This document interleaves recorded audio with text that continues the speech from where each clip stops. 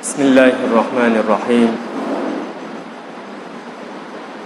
الحمد للہ الذی ہدانا لہذا وما كنا لنہتدی لولا ان ہدانا اللہ ونشہد ان لا الہ الا اللہ وحدہ لا شریک لہ ونشہد ان سیدنا ومولانا محمدا عبدہ ورسولہ اما بعد اعوذ باللہ من الشیطان الرجیم بسم اللہ الرحمن الرحیم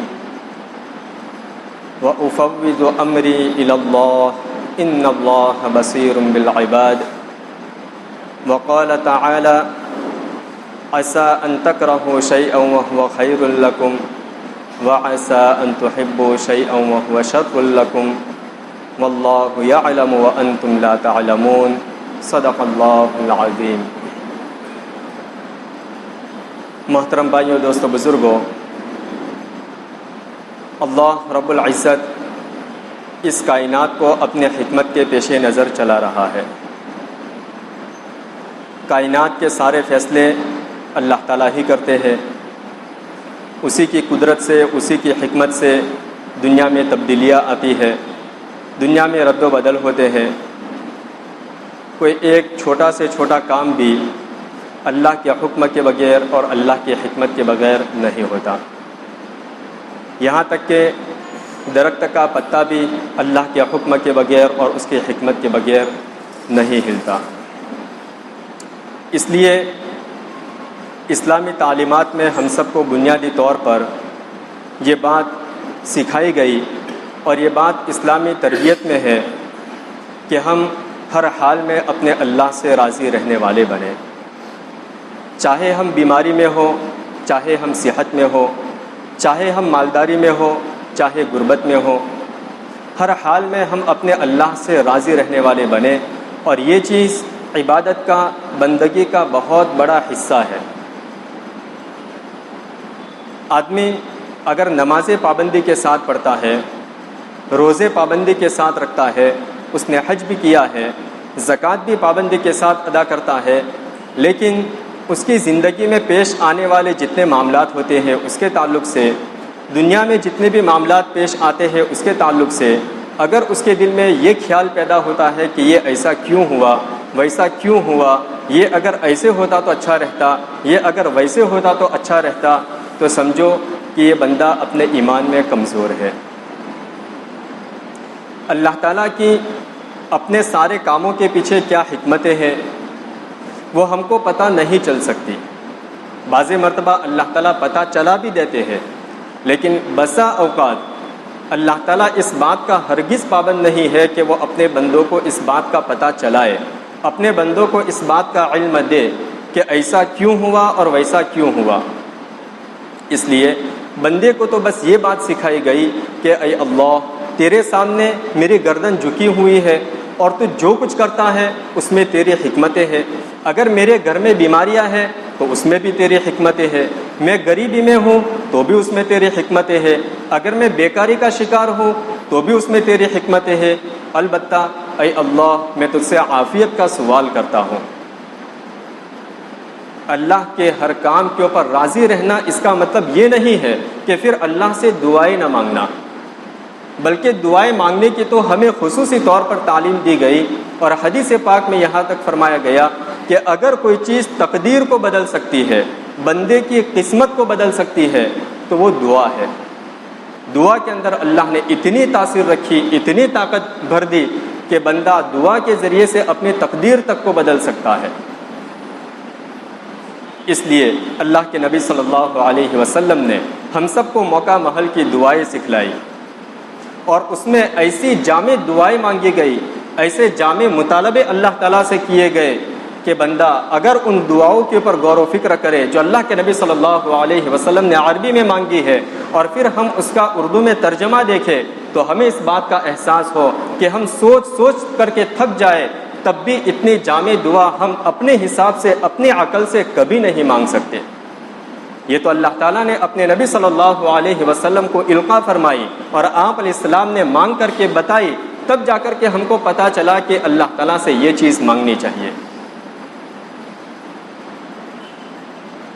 ایک دعا ہے اللہم انی اسألک العفو والعافیۃ والمعافاۃ الدائمۃ فی الدین والدنیا والآخرہ. یہ دعا اگر ہم اذان کے بعد سے لے کر کے نماز کھڑی ہونے تک میں 3 مرتبہ اگر پڑھ لیتے ہیں اور اس کے ترجمے کا استحضار کر کے، کیونکہ دعا دراصل پڑھنا نہیں ہوتا، دعا دراصل مانگنی ہوتی ہے. اگر ہم ایک وظیفے کے اعتبار سے کسی چیز کو پڑھ لیتے ہیں تو یقیناً وہ الفاظ اللہ کے نبی صلی اللہ علیہ وسلم کی زبان مبارک سے نکلے ہوئے ہیں، اس لیے اس میں نور ہے، ثواب ضرور مل جائے گا. البتہ پڑھنا اور مانگنا ان دونوں میں زمین آسمان کا فرق ہے. اس لیے دعا عربی میں یاد کرنی چاہیے اور اس کے ترجمے کا استحضار یعنی دھیان کرنا چاہیے. ہمیں یوں پتہ ہو کہ اس دعا میں اللہ کے نبی صلی اللہ علیہ وسلم نے کیا مانگا ہے، اور یہ بہت آسان ہے. بندہ دنیا کے کتنے مشکل کام بڑی آسانی کے ساتھ سیکھ لیتا ہے. ضرورت پیش آتی ہے تو ایک ایسی زبان بھی سیکھ لیتا ہے جس زبان کی اس کو ضرورت نہیں ہے. تو پھر ہم عربی نہ سیکھ سکے کوئی بات نہیں، لیکن اس دعا کے نیچے جو اردو میں ترجمہ لکھا ہوا ہو بس اس کے اوپر غور کر لے کہ اس میں کیا چیز مانگی گئی ہے، اور وہ دعا پڑھتے وقت ہمیں یہ خیال ہو کہ میں اپنے اللہ سے یہ چیز مانگ رہا ہوں. تو وہ دعا اللہم انی اسألک العفو والعافیۃ والمعافاۃ الدائمۃ فی الدین والدنیا والآخرہ. اے اللہ، میں تجھ سے معافی کا اور عافیت کا سوال کرتا ہوں، تو مجھے معاف کرتا رہے. مجھ سے بہت ساری غلطیاں ہوا ہی کرتی ہے، ہر بندے سے دن میں بہت ساری غلطیاں ہوتی ہے، لیکن بندہ اگر اپنا محاسبہ کرے تو ہی جو ہے اس کو احساس ہوتا ہے کہ آج کے پورے دن میں مجھ سے کتنی غلطیاں ہوئی. محاسبہ کس طریقے کا ہوتا ہے؟ حضرت موسیٰ علیہ السلام ایک مرتبہ شہر میں نکلے تو شہر میں جانے کے بعد دیکھا کہ 2 شخص آپس میں لڑ رہے ہیں. ایک شخص فرعون کی قوم کا ہے اور ایک شخص موسیٰ علیہ السلام کی قوم کا ہے. موسیٰ علیہ السلام فوراً وہاں پر گئے اور دونوں کو ایک دوسرے سے چھڑایا، اور وہ فرعون کا شخص اس کی موسیٰ علیہ السلام نے تھوڑی سی پٹائی بھی کی اور اس پٹائی میں وہ شخص مر گیا. موسیٰ علیہ السلام بڑے طاقتور تھے، ایک نبی کو 40 آدمی کی طاقت ملا کرتی ہے. موسیٰ علیہ السلام نے اس کو ایک گونسا مارا اور اسی میں اس کا کام تمام ہو گیا. موسیٰ علیہ السلام کا ایسا ارادہ نہیں تھا کہ اس کو قتل کر دے، لیکن ایسا ہو گیا. اب جو ہے موسیٰ علیہ السلام نے اپنے دل میں فوراً خیال کیا کہ میں دونوں کے درمیان صلح کروانے کے واسطے آیا تھا، لیکن ہو گیا غلط کام مجھ سے. حالانکہ جان بوجھ کر کے نہیں کیا، لیکن پھر بھی اپنا محاسبہ کر رہے ہیں کہ مجھ سے غلط کام ہو گیا، اور فوراً اللہ تعالیٰ سے دعا کی، ھذا من عمل الشیطان، اے اللہ یہ کام مجھ سے شیطان کا کام سرزد ہو گیا، ایسا مجھے نہیں کرنا چاہیے تھا. پھر اللہ تعالیٰ سے دعا کی، فغفر لی، اے اللہ تو مجھے معاف کر دے. فوراً اللہ کی طرف سے جواب آیا، فغفر لہ، اللہ تعالیٰ نے اے موسیٰ تم کو معاف کر دیا. انہ هو الغفور الرحیم، اللہ تعالیٰ بڑا معاف کرنے والا ہے اور رحم کرنے والا ہے. تو ہر بندے سے چاہے کوئی بندہ کتنا ہی نیک کیوں نہ ہو، لیکن کہیں بات کرنے میں نفس کا دخل ہو جاتا ہے، کہیں کسی کو مشورہ دینے میں نفس کا دخل ہو جاتا ہے، اور آدمی اس طریقے کی بات کہہ دیتا ہے جس کی وجہ سے اس کا خود کا مطلب ہوتا ہے. جیسے ہی ہم سے غلطی ہو جائے فوراً اللہ تعالیٰ سے دعا کرے کہ اللہ میں تجھ سے معافی چاہتا ہوں، استغفر اللہ، اے اللہ میں تجھ سے معافی چاہتا ہوں تو مجھے معاف کر دے. تو اس دعا کا پہلا جملہ یہ ہے، اللہم انی اسألک العفو، اے اللہ میں تجھ سے معافی کا سوال کرتا ہوں، والعافیہ اور عافیت کا سوال کرتا ہوں. عافیت کا کیا مطلب ہے؟ عافیت کا مطلب یہ ہے کہ بندہ اپنا جو بھی کام کرے، چاہے دنیا کا کام ہو، دین کا کام ہو، لیکن اس کام کی انتہا، اس کا اینڈ، اس کا انجام اچھا ہو. بہت سے کام ایسے ہوتے ہیں کہ آدمی جب اس کو شروع کرتا ہے تو شروع کرنے سے پہلے اس کا دل بہت خوش ہوتا ہے، من میں بڑا راضی ہو رہا ہوتا ہے، کہ میں نے ایک بہت اچھا کام شروع کیا ہے، اس میں مجھے یہ نفع ملنے والا ہے، اس میں مجھے یہ فائدہ ہونے والا ہے، لیکن وہ کام کرتے کرتے انجام کو پہنچتا ہے تو پتہ چلتا ہے کہ شروع میں تو میں بہت خوش ہو رہا تھا، لیکن انتہا میں اینڈ میں پتہ چلا کہ میں تو نقصان اور گھاٹے میں رہا۔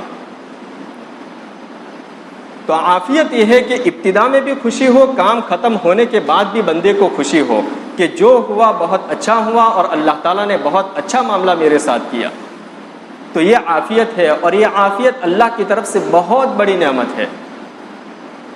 تو دوسرے نمبر پہ عافیت کا سوال کیا گیا، والمعافات الدائمہ، اور ہمیشہ کی صحت، ہمیشہ کی صحت، اور یہ تینوں چیزیں فی الدنیا والآخرہ، دنیا میں بھی ملے اور آخرت میں بھی ملے۔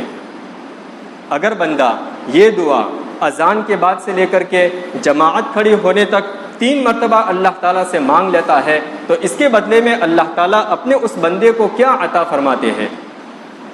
سب سے پہلے اس کو یہ چیز عطا فرماتے ہیں کہ اس شخص کو، اس بندے کو کبھی کسی ظالم سے سابقہ نہیں پڑے گا۔ آج کتنا ظلم ہو رہا ہے، کون کس وقت کس درندے کا شکار ہو جائے کچھ طے نہیں۔ آدمی سفر میں ہے اور خطرہ محسوس کرتا ہے کہ پتہ نہیں میرے ساتھ کب کیا ہو جائے گا، کوئی آدمی مطمئن نہیں ہے۔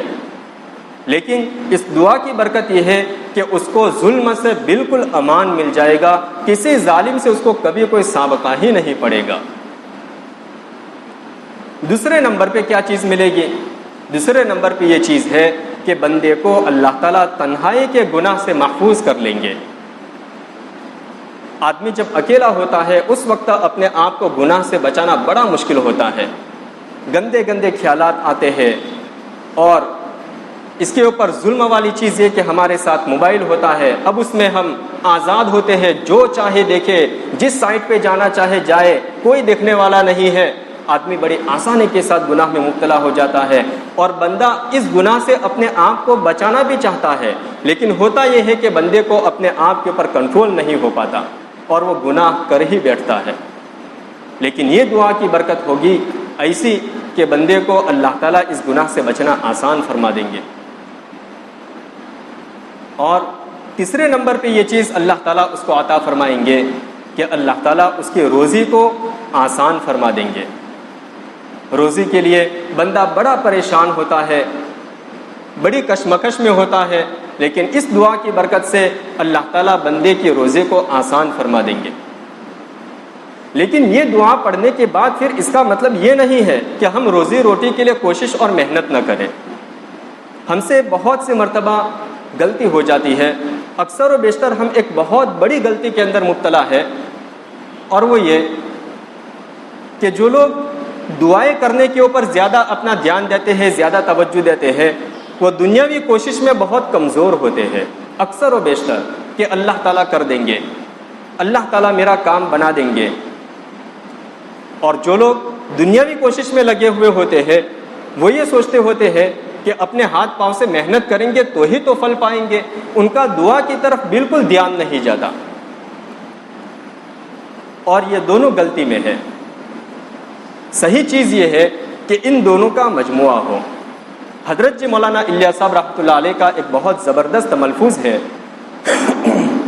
فرماتے ہیں کہ ایمان والے کا ایمان یہ ہے، توکل کرنے والے کا یعنی اللہ کے اوپر بھروسہ کرنے والے کا بھروسہ یہ ہے کہ جب وہ دنیاوی اسباب کے اعتبار سے کوشش اور محنت میں لگے، یعنی اس کو دکان کرنی ہے، مکان بنانا ہے، یا کوئی اور کچھ بھی کام کرنا ہے دنیاوی حلال کام، تو اس کے لیے ایسی کوشش کرے، ایسی کوشش کرے، ایسی محنت کرے، ایسی محنت کرے کہ کسی دیکھنے والے کو یوں لگے کہ اس کا تو اللہ کے اوپر یقین ہی نہیں ہے، اسی لیے اتنی ساری محنت کر رہا ہے۔ دیکھنے والے کو یہ لگے کہ اس کا تو اللہ کے اوپر یقین ہی نہیں ہے، اور پھر جب وہی بندہ اللہ کے سامنے مانگنے کی طرف آئے تو اللہ کے سامنے ایسا گڑ گڑائے، ایسا گڑ گڑائے اور ایسا روئے کہ کسی دیکھنے والے کو یوں لگے کہ یہ تو بس اللہ سے ہی اپنے سارے کام کروا لینا جانتے ہیں، چاہتے ہیں، اور محنت کرنا تو سمجھتے ہی نہیں ہے، بس محنت کرنی نہیں ہے اور دعا سے ہی اپنے سارے کام بنانے ہیں، اور یہ ہونے والا نہیں ہے۔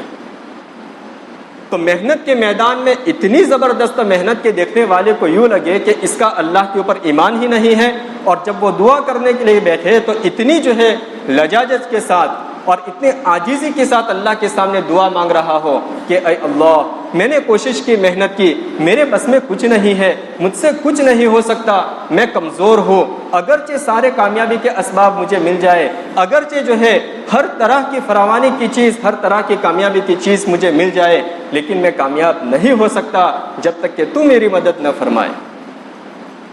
سمجھو کہ جس بندے کے اندر یہ دونوں چیزیں ہیں، یہ بندہ کامل ایمان والا ہے، اور اس بندے کے بارے میں کہا جا سکتا ہے کہ اس بندے کو اللہ کے اوپر 100% بھروسہ ہے۔ تو بہرحال اپنی بات یہاں سے شروع ہوئی تھی کہ ہر کام میں اللہ کی حکمت ہے، ہر کام کے پیچھے اللہ تعالیٰ وہ اس کا ایک نظام ہے، اس کی ایک تدبیر ہے جس کو بندہ نہیں سمجھ سکتا۔ اس لیے بندے کے ساتھ، بندے کی زندگی میں، دنیا کے نظام میں جو کچھ ہوتا ہے وہ اچھا ہی ہوتا ہے۔ پھر اس کے اوپر سے اپنے اس بات کے اوپر آئے تھے کہ اس کا مطلب یہ نہیں ہے کہ اللہ سے دعائیں نہ مانگنا۔ اب اس سے آگے بڑھتے ہیں کہ حضرت موسیٰ علیہ السلام نے ایک مرتبہ اللہ سے دعا کی، باری تعالیٰ میں تیرے تکوینی نظام کو سمجھنا چاہتا ہوں، دنیا میں جو رد و بدل ہوتے ہیں، جو واقعات رونما ہوتے ہیں، میں اس چیز کو سمجھنا چاہتا ہوں۔ اللہ تعالیٰ نے موسیٰ علیہ السلام سے کہا کہ موسیٰ ٹھیک ہے، ہم تم کو سمجھا دیتے ہیں، البتہ تم کو ہماری ایک شرط ماننی ہے، اور وہ یہ ہے کہ تم فلاں ندی کے کنارے جا کر کے بیٹھ جاؤ، اور وہاں پر جا کر کے جو کچھ ہوتا رہے بس تم دیکھتے رہو، اور کچھ کرنا نہیں ہے، کچھ بولنا نہیں ہے، صرف دیکھتے رہنا۔ موسیٰ علیہ السلام نے کہا ٹھیک ہے باری تعالیٰ۔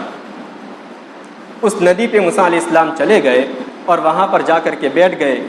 تھوڑی دیر ہوئی کہ ایک شخص گھوڑے پر سوار ہو کر کے ندی کے کنارے آیا، اور گھوڑے پر سے نیچے اترا، اپنا گھوڑا کسی جاڑی سے باندھا، اور پھر یہ گھوڑ سوار نیچے اتر کر کے ندی کے پانی سے نہایا، دھویا، اپنے کپڑے صاف کیے، اور پھر اس کے بعد نہا دھو کر کے فریش ہو کر کے نئے کپڑے پہن کر کے اپنی سواری پر سوار ہو کر کے واپس ہونے لگا۔ لیکن وہاں پر وہ اپنے دینار کی تھیلی بھول کے چلنے لگا، دینار کی تھیلی بھول گیا۔ موسیٰ علیہ السلام نے دیکھا کہ وہ شخص جا رہا ہے اور دینار کی تھیلی تو وہ بھول کے جا رہا ہے۔ دل میں خیال آیا کہ اس کو جا کر کے بتا دوں، لیکن پھر ساتھ ہی دل میں یہ بھی خیال آیا کہ اللہ تعالیٰ نے یہاں پر مجھے کچھ نہ بولنے کا حکم دیا ہے۔ اب موسیٰ علیہ السلام تو خاموش رہے، وہ شخص چلا گیا، اور پھر تھوڑی دیر کے بعد ایک چھوٹا سا بچہ ندی کنارے کھیلنے کے واسطے آیا، اور کھیلتے کھیلتے اس دینار کی تھیلی کے پاس پہنچ گیا۔ اس نے اٹھائی، دیکھی، اور لے کر کے فوراً اپنے گھر کی طرف بھاگا، تھیلی لے کر کے چلا گیا۔ پھر موسیٰ علیہ السلام کو خیال آیا کہ وہ شخص ڈھونڈنے کے واسطے واپس آئے گا، اور یہ بچہ لے کر کے چلا گیا تو اب اس کے ہاتھ میں آئے گی نہیں، تم اس بچے کے پاس سے تھیلی لے لو۔ لیکن پھر خیال آیا کہ اللہ تعالیٰ نے مجھے بولنے سے منع کیا ہے، خاموش رہنا ہے۔ اب وہ بچہ چلا گیا۔ پھر تھوڑی دیر کے بعد ایک فقیر آیا، اور وہ فقیر، اس نے بھی اپنے کپڑے نکالے، نہایا دھویا، فریش ہوا، پھر نئے کپڑے پہنے، اور پھر وہیں پر قریب میں ہی ایک اچھی جگہ میں اپنی گدڑی بچھا کر کے اطمینان سے سو گیا۔ اب وہ کھراٹے کی نیند سو رہا تھا، اور پھر وہ گھوڑ سوار واپس آیا، اور اس نے آ کر کے اپنی دینار کی تھیلی تلاش کرنی شروع کی۔ تھیلی تو ملی نہیں۔ اس شخص کو وہاں پر سویا ہوا دیکھا تو خیال آیا کہ اسی نے لی ہوگی۔ اس کو اٹھایا، اٹھا کر کے اس سے کہا کہ بھائی میری دینار کی تھیلی لاؤ۔ اس نے کہا مجھے تو کچھ پتہ ہی نہیں کون سی دینار کی تھیلی۔ تو یہ شخص سخت غصہ ہو گیا اس کے اوپر کہ یہ فقیر ہے، اسی نے لی ہوگی۔ تو بہت سخت غصہ ہوا، یہاں تک کہ اس کو مارنا شروع کیا، اور وہ شخص کہتا رہا بھائی مجھے پتہ ہی نہیں ہے آپ کی کون سی تھیلی، کیا تھیلی۔ لیکن یہ اس کو مارتا رہا، یہاں تک کہ جان سے ختم ہی کر دیا، اس کی جان ہی لے لی۔ اب پھر اس کے بعد یہ شخص چلا گیا، وہ مر گیا تو یہ چلا گیا۔ اب یہ سارا سب کچھ ہونے کے بعد اللہ تعالیٰ نے موسیٰ علیہ السلام سے پوچھا اے موسیٰ کیا کچھ سمجھ میں آیا؟ موسیٰ علیہ السلام نے کہا باری تعالیٰ کچھ سمجھ میں نہیں آیا۔ کیا ہوا؟ اللہ تعالیٰ نے کہا کہ اب اس کے پیچھے کی حکمتیں سمجھو۔ جو جو شخص پہلی مرتبہ آیا یعنی گھوڑ سوار اور وہاں پر آ کر کے تھیلی بھول کر کے چلا گیا، وہ تھیلی در حقیقت اس کی تھی ہی نہیں، وہ تھیلی چرا کر کے لے کے آیا تھا، ہم نے وہ تھیلی اس سے بھلوا لی۔ جب وہ چلا گیا تو اس کے بعد ہم نے وہاں پر ایک چھوٹے بچے کو بھیجا جو تھیلی در حقیقت اس کے باپ کی تھی، اس بچے کے باپ کی تھی۔ ہم نے بچے کو بھیجا، بچے نے کھیلتے کھیلتے اس تھیلی کو اٹھا لیا اور وہ تھیلی اصل مالک تک پہنچ گئی۔ پھر اس کے بعد فقیر آیا، وہ وہاں پر آ کر کے سو گیا، تو پھر تھوڑی دیر کے بعد وہ گھوڑ سوار واپس آیا اور اس نے اس فقیر سے پوچھ تاچھ کی، تھیلی مانگی، اس نے نہیں دی تو اس کو مارا، یہاں تک کہ اس کی جان ہی لے لی۔ تو در حقیقت یہ فقیر اس گھوڑ سوار کے باپ کا قاتل تھا، اس نے اس گھوڑ سوار کے باپ کا قتل کیا تھا۔ تو ہم نے اس طریقے سے سارا معاملہ برابر سرابر کر دیا، نہ کچھ لینا رہا نہ کچھ دینا رہا، اور سارا معاملہ بالکل 100% برابر سرابر ہو گیا۔ موسیٰ علیہ السلام نے کہا، باری تعالیٰ خوب اچھی طریقے سے سمجھ میں آ گیا، لیکن تیرے ہر کام کی حکمتیں ہم نہیں سمجھ سکتے۔ ہر انسان کے ساتھ یہ چیز ہوتی ہے۔ اللہ تعالیٰ قرآن پاک میں ارشاد فرماتے ہیں، عَسَىٰ أَن تَكْرَهُوا شَيْئًا وَهُوَ خَيْرٌ لَكُمْ۔ بہت سارے معاملے ایسے ہوتے ہیں کہ تم اس کو ناپسند کرتے ہو کہ یہ نہ ہوئے تو اچھا، یہ نہ ہوئے تو اچھا، لیکن حقیقت یہ ہوتی ہے کہ اس کے ہونے میں تمہارے لیے بہتری ہوتی ہے۔ یہ بات اللہ پاک قرآن میں فرما رہے ہیں کہ حقیقت یہ ہوتی ہے کہ اس کے ہونے میں تمہارے لیے خیر اور بھلائی چھپی ہوئی ہوتی ہے، اور وہ تم کو بعد میں پتہ چلتا ہے اور بہت اخیر میں پتہ چلتا ہے۔ اور پھر آگے اللہ تعالیٰ ارشاد فرماتے ہیں، وَعَسَىٰ أَن تُحِبُّوا شَيْئًا وَهُوَ شَرٌّ لَكُمْ۔ اور بہت سارے معاملے، بہت ساری باتیں ایسی ہوتی ہے کہ تم اس کو بہت پسند کرتے ہو کہ یہ ہو جاوے تو اچھا، یہ ہو جاوے تو اچھا، تم اس کے واسطے رات دن کوشش کرتے ہو، محنت کرتے ہو، تھکتے ہو، اپنی ساری تدبیریں استعمال کرتے ہو، لیکن حقیقت یہ ہوتی ہے کہ اس کے نہ ہونے میں تمہارے لیے خیر ہوتی ہے۔ اب تمہارا کام نہیں ہوتا، تم نے اس کام کے ہونے کے واسطے ہر طرح کی کوششیں بھی کی، اللہ تعالیٰ سے دعائیں بھی کی، وظیفے بھی کیے، تہجد میں بھی دعائیں مانگی، لیکن تمہارا وہ کام نہیں ہوا۔ اب جب نہیں ہوتا تو بندہ اللہ سے مایوس ہو جاتا ہے، یہاں تک کہ بعض مرتبہ بندہ نماز بھی چھوڑ دیتا ہے، مسجد بھی چھوڑ دیتا ہے۔ وہ سوچتا ہے میرا کام ہی نہیں بن رہا تو پھر میں کیوں اللہ سے مانگوں۔ اور اگر بندہ نماز کا پابند ہوتا ہے، پابندی کے ساتھ نمازیں پڑھ رہا ہوتا ہے، اور کچھ نہ کچھ اگر اس کے اندر کمزوری ہوتی ہے تو اتنی تو غلطی اس سے ضرور ہو جاتی ہے کہ پھر وہ دعائیں مانگنا چھوڑ دیتا ہے۔ نمازیں تو نہیں چھوڑتا لیکن دعائیں مانگنا وہ چھوڑ دیتا ہے۔ لیکن حقیقت یہ ہے کہ اس کے نہ ہونے میں بندے کے لیے خیر تھی۔ اس کو اس طرح سمجھ سکتے ہیں کہ ایک ماں اپنے بچے سے کتنی محبت کرتی ہے، اپنے بچے کی ہر چاہت کو پورا کرنے کی خواہش ہوتی ہے ماں کی، لیکن بچے کی بہت ساری خواہشیں ایسی ہوتی ہے کہ ماں اس کو پورا نہیں کرتی، یہاں تک کہ پورا نہیں ہونے دیتی۔ بچہ جب بالکل چھوٹا ہوتا ہے، کھیلنے کا اس کو شوق ہوتا ہے، چمکدار چیزوں کی طرف بچہ لپکتا ہے۔ اب گھر میں چولہا جل رہا ہو تو بچہ جو ہے جلتے چولہے کی طرف آگے بڑھتا ہے اور آنکھ کو پکڑنا چاہتا ہے، کیونکہ بچے کو تو پتہ نہیں ہے کہ اس آنکھ کو پکڑنے میں میرا کتنا بھاری نقصان ہے۔ اب ماں اس بچے کو روکتی ہے، پکڑ لیتی ہے، بچہ بہت روتا ہے، مجھے جانے دو جانے دو، لیکن ماں اس کو نہیں جانے دیتی۔ کیوں نہیں جانے دیتی؟ اس لیے کہ ماں کو پتہ ہے کہ میرے بچے کے لیے اس میں نقصان ہے، اور بچہ کیوں جانا چاہ رہا ہے؟ اس لیے کہ بچے کو پتہ نہیں ہے کہ میرے لیے اس میں نقصان چھپا ہوا ہے۔ ٹھیک ہمارا معاملہ اللہ تعالیٰ کے ساتھ ہوتا ہے۔ اللہ تعالیٰ علیم ہے، حکیم ہے، سارا علم اس کے پاس ہے، ہمارا اتار چڑھاؤ، ہمارا مستقبل، ماضی، سب کچھ اس کے سامنے ہے۔ ہم کسی چیز کے لیے کوشش کرتے ہیں، محنت کرتے ہیں، لیکن اللہ تعالیٰ کو پتہ ہے کہ اس کے نہ ہونے میں اس کے لیے خیر ہے، بہتری ہے، تو اللہ پاک اس کو پکڑ کے رکھتے ہیں۔ اب بندہ سوچتا ہے کہ میرا کام یہ کیوں نہیں ہوتا، میں اللہ سے مانگ بھی رہا ہوں، کوشش بھی کر رہا ہوں، پھر بھی میرا کام یہ کیوں نہیں ہوتا؟ اس لیے نہیں ہوتا کہ آپ کے علم میں نہیں ہے کہ اس کے ہونے میں تمہارے لیے کتنا بڑا نقصان چھپا ہوا ہے۔ تو بات یہ ہوئی کہ اللہ تعالیٰ سے ہر حال میں راضی رہنا، اسی لیے صبح شام ہمیں ایک خاص دعا مانگنی سکھائی گئی، رضیت باللہ ربا وبالاسلام دینا وبمحمد صلی اللہ علیہ وسلم نبیا۔ کیا معنی اس کا؟ 3 مرتبہ یہ دعا مانگنی سکھائی گئی۔ اس کا معنی یہ ہے کہ میں اپنے اللہ کے رب ہونے پر راضی ہو گیا کہ میرا اللہ وہ میرا رب ہے، میرا پالنہار ہے، میرے سارے کام کاج وہی بناتا ہے، میں چاہوں یا نہ چاہوں لیکن پھر بھی ہر حال اس کی مجھ پر نگرانی ہے، اسی کے دستے قدرت میں جی رہا ہوں، جو چاہتا ہے وہی میری زندگی میں پیش آتا ہے، چاہے میں کتنی کوشش کر لوں، کتنی ہی محنت کر لوں، تو پھر اور وہ اللہ مجھ سے بہت محبت بھی کرتا ہے۔ حدیث میں فرمایا گیا 70 ماؤں سے زیادہ اللہ تعالیٰ کو اپنے بندے سے محبت ہوتی ہے، تو پھر ہم کیوں اقرار نہ کر لیں اس بات کا اپنے دل سے؟ زبان سے تو ہر کوئی کہتا ہے، لیکن دل سے ہم کیوں اس بات کا اقرار نہ کر لیں کہ میں اپنے اللہ کے رب ہونے پر راضی ہو گیا؟ اور راضی ہونے کا مطلب کیا ہے؟ کیا ہم نے اپنے زبان سے کہہ دیا کافی ہو گیا؟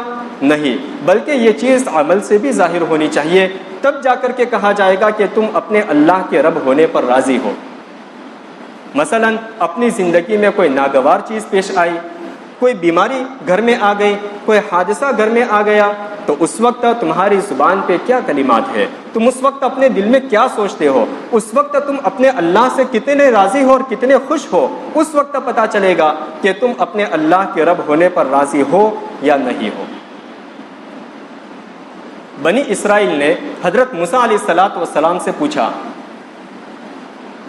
کہ اے موسیٰ، اے ہمارے نبی، آپ ہمیں یہ بتائیے کہ اللہ تعالیٰ ہم سے کب راضی رہتا ہے؟ موسیٰ علیہ السلام نے کہا کہ یہ بات میں کوہ طور پر جا کر کے اللہ تعالیٰ سے پوچھوں گا، پھر میں تم کو بتاؤں گا۔ موسیٰ علیہ السلام کوہ طور پر گئے اور وہاں پر جا کر کے اللہ تعالیٰ سے معلوم کیا، اے اللہ، میری قوم نے مجھ سے یہ سوال کیا ہے۔ اللہ تعالیٰ نے کہا، اے موسیٰ، آپ اپنے قوم کو اس کے جواب میں یہ کہہ دیجئے کہ اللہ تعالیٰ تب تم سے راضی رہتا ہے جب تم اللہ سے راضی رہتے ہو، اور اللہ تعالیٰ تم سے تب ناراض ہوتا ہے جب تم اللہ سے ناراض رہتے ہو۔ یعنی سیدھا سا حساب ہے، تم اللہ سے راضی، اللہ تم سے راضی، تم اللہ سے ناراض، اللہ تم سے ناراض۔ اب اللہ ناراض ہو سکتا ہے اس حال میں بھی کہ ہم نمازیں پڑھ رہے ہو، روزے رکھ رہے ہو، دینداری ہماری زندگی میں دکھ رہی ہو، اس حال میں بھی ایسا ہو سکتا ہے کہ اللہ ہم سے ناراض ہو۔ وہ کیسے؟ وہ ایسے کہ ہمارے دنیاوی معاملات میں ہم کتنا اللہ کے اوپر بھروسہ کرتے ہیں، کتنا اللہ کے اوپر چھوڑتے ہیں، اور اللہ کی جانب سے ہونے والے فیصلوں کے اوپر کتنے راضی رہتے ہیں۔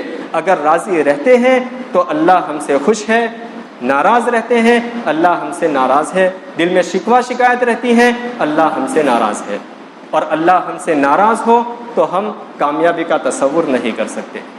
بہرحال اللہ تعالیٰ سے خاص اس بات کی دعا کرے، ہر فرض نماز کے بعد اللہ تعالیٰ سے اس بات کی دعا کرے کہ اے اللہ، تو میرا جینا میرا مرنا تیری نسبت پہ قبول فرما لے، میری زبان سے میری زندگی سے کبھی کوئی ایسی بات صادر نہ ہو جو شیطان اور نفس کی طرف سے ہو، میرا ہر کام صرف تیری ذات کی بنیاد پر ہو، تیرے ہی نام پہ ہو، تو مجھے اس طرح کی زندگی جینا سکھا دے۔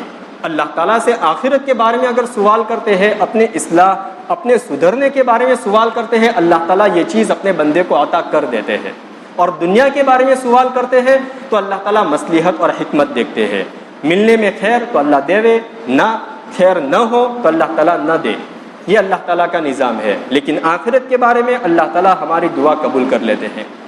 ہم سب نیت کریں، ارادہ کریں کہ انشاءاللہ ہر فرض نماز کے بعد یہ دعا اللہ تعالیٰ سے ضرور کریں گے۔ اللہ تعالیٰ ہم سب کو کہنے سننے سے زیادہ عمل کی توفیق عطا فرمائے۔ وآخر دعوانا ان الحمد للہ رب العالمین۔